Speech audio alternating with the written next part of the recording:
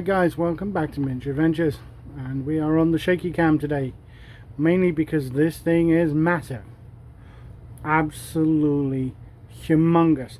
Now these are 25mm scale miniatures from Games Workshop, and look at the size difference. Now if you aren't aware, this is the Durin's Causeway from the Fellowship of the Ring, and basically they're being chased by the Balrog and goblins. They're just trying to escape.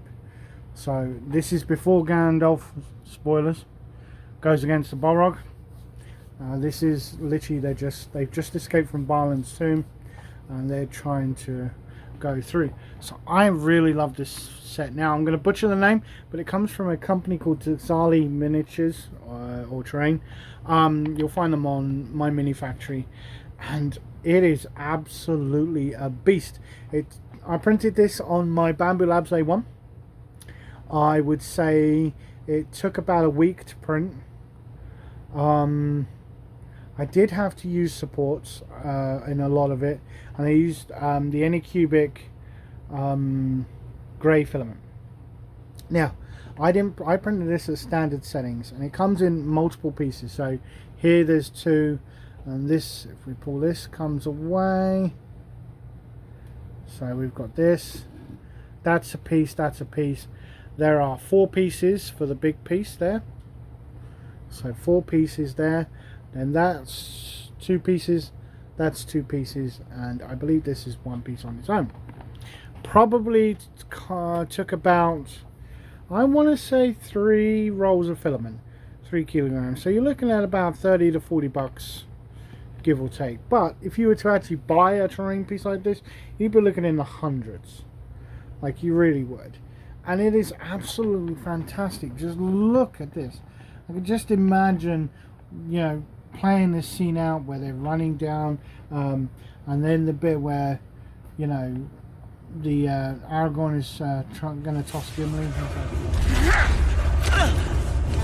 Nobody tosses a dwarf.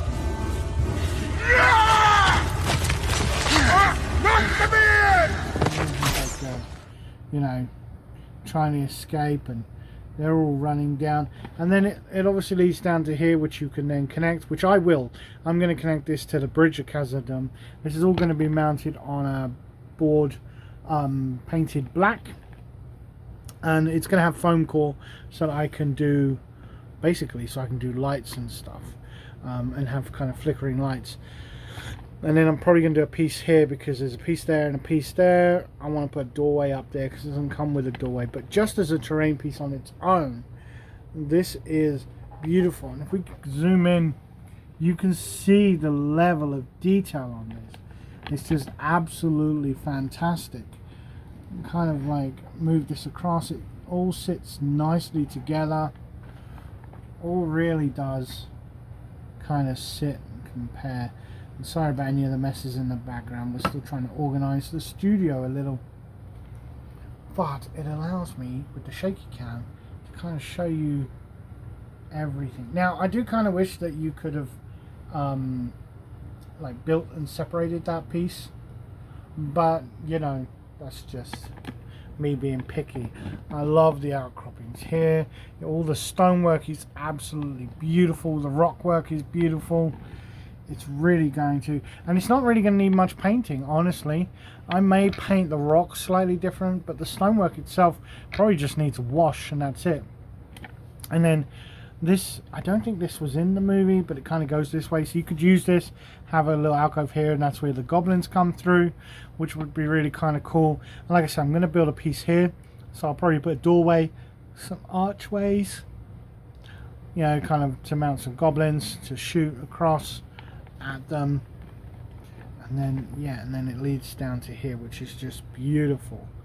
And I love the fact that it fits the miniatures perfectly. If I push him on there, look at that. I mean, that's just great. And it means it is heavy, so the chances of being able to knock it over are pretty low. And it's stable. Like even these pieces here are pretty stable, and then you could glue it all together. I'm in two minds because I want it modular and I don't really have the room to kind of store the whole piece. So I like the idea of modular, but I definitely want the floor to be done in such a way that it's going to be easy for me to mount this. And it just complements the weather top that I have and the Barman's tomb. So I literally have to do the Bridge of Khazad-dûm, maybe some other little bits and pieces, and then I have pretty much all the bits of Moria we see in the movies. So yeah guys, that is it. That is Durin's Causeway. And in case you're curious, on the back it is just flat.